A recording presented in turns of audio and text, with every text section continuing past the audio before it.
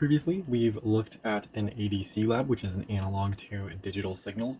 So we took analog data, which is like voltage, and we passed it through here and into registers. Here, we're going to do a DAC, which is digital to analog. Digital is registers going into a DC chip or pin and coming out as analog, which is like a voltage or signal.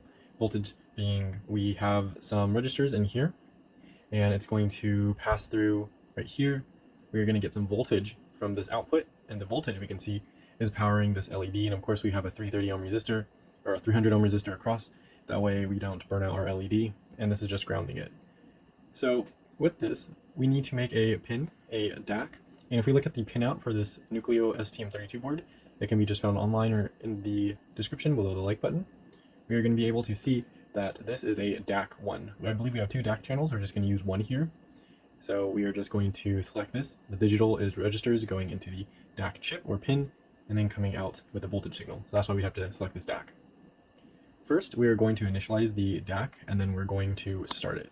So if we look at our code, and this is for our Nucleo 32 IDE in our main.c file, we would just basically be creating a new project right here with our board. We've gone over this in previous videos, not through here, but we would want to do a new STM32 project. But inside of here, we're going to choose pin PA4 and make it a DAC out, DAC1 out 1.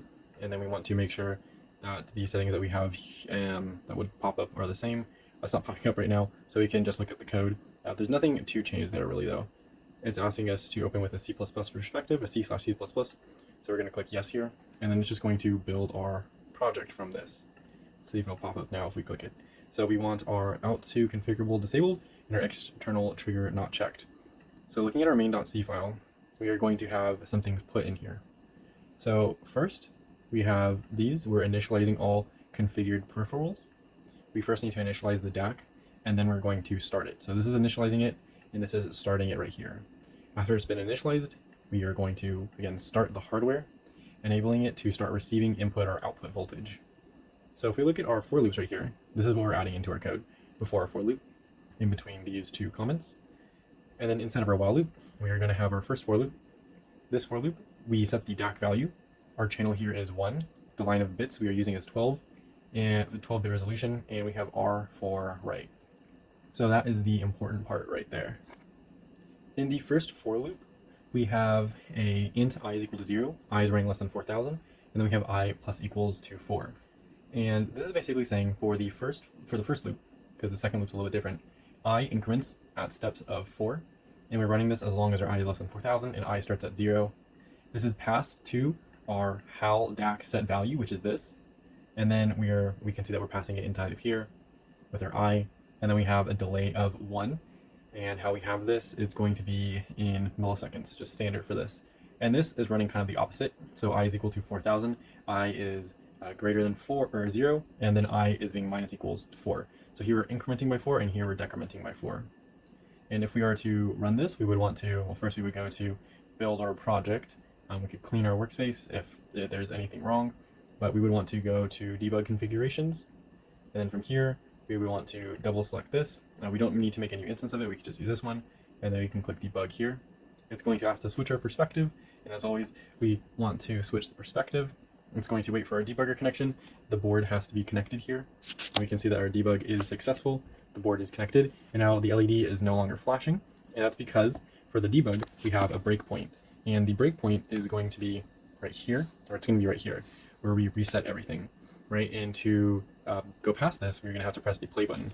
Once we press the play button, we can see that our LED lights up, and it's going to light up, and it's going to have a small delay. And to really monitor this, we could use our analog discovery 2 by Digilent and look at the waveform for it. So we could take our channel 1 probe and we can put it in the same column as the input to our LED or output of our board. Remember, this is a digital to analog. So digital is inside of here, and we have an analog signal coming out.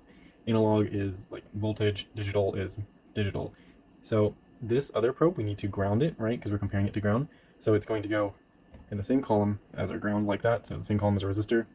And so from here, I'm going to swipe over to our analog discovery. I'm going to just play the scope, and we can see that when our LED is lit, it goes high, otherwise it's going to go low.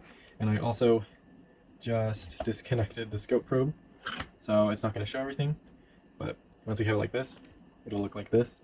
So once it flashes, it'll be at the top.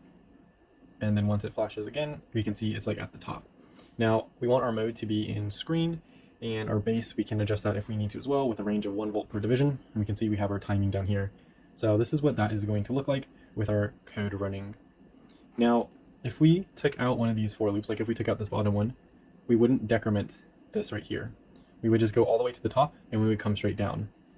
And that is the same thing if we were to take out the first one. We would just be at the top and then go straight down, so the opposite. So that can be tried out, but there's a video, not by me, but by Professor, in the description below the like button. So with that in mind, this is what our board is going to look like.